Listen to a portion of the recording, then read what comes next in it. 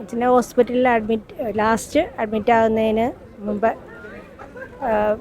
ബോധം പോയി വീണു. അതിനുശേഷം ബോധം വന്നപ്പോഴത്തേക്ക് എന്നോട് പറഞ്ഞത് എനിക്ക് അപ്പച്ചനെയും അമ്മച്ചിനെയും ചേച്ചിയൊക്കെ ഒത്തിരി ഇഷ്ടമാണ്.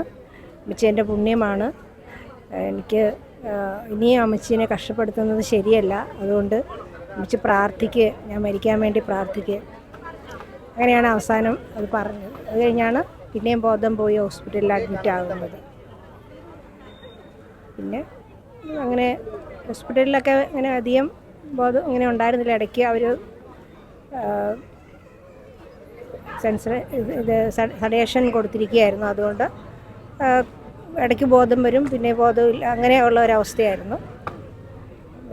അതിന് അപ്പോഴും ആദ്യം തന്നെ പറഞ്ഞത് എനിക്ക് വിശുദ്ധ കുർബാന എല്ലാ ദിവസവും സ്വീകരിക്കാൻ വേണ്ടിയിട്ട് അച്ഛനെ വിളിക്കുമെന്ന് പറഞ്ഞിട്ട് അച്ഛനെ വിളിച്ച് കാര്യം പറഞ്ഞു. എല്ലാ ദിവസവും എനിക്ക് വിശുദ്ധ കുർബാന കൊണ്ട് തരണമെന്ന് പറഞ്ഞു.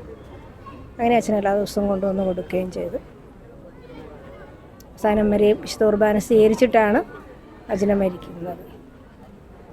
പിന്നെ അച്ഛനെപ്പറ്റി പറഞ്ഞ അഭിമാനമാണ്. കാരണം ഒട്ടും പ്രതീക്ഷിക്കാത്തതാണ്. നമ്മളങ്ങനെ സ്വപ്നത്തിൽ പോലും വിചാരിച്ചില്ല ഇങ്ങനെ ഒരു ആയിത്തീരും.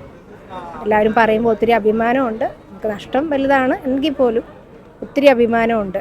അതായത് ഓരോരുത്തർ പറയുന്നത് കേൾക്കുമ്പോഴത്തേക്ക് പിന്നെ ഉണ്ട്, എപ്പോഴും കൂടെ ഉണ്ടെന്നുള്ള നല്ല വിശ്വാസമുണ്ട്. കാരണം ഞങ്ങളുടെ ഓരോ കാര്യത്തിനും അച്ഛനെ ഉണ്ട് ഞങ്ങളുടെ കൂടെ.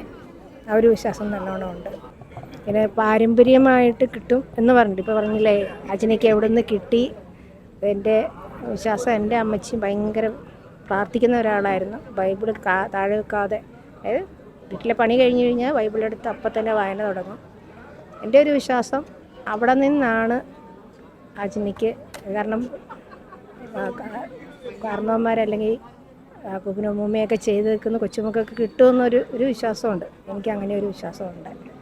അവിടെ നിന്നാണ് അച്ഛനേക്ക് ഇത് കിട്ടിയതെന്നുള്ളത്.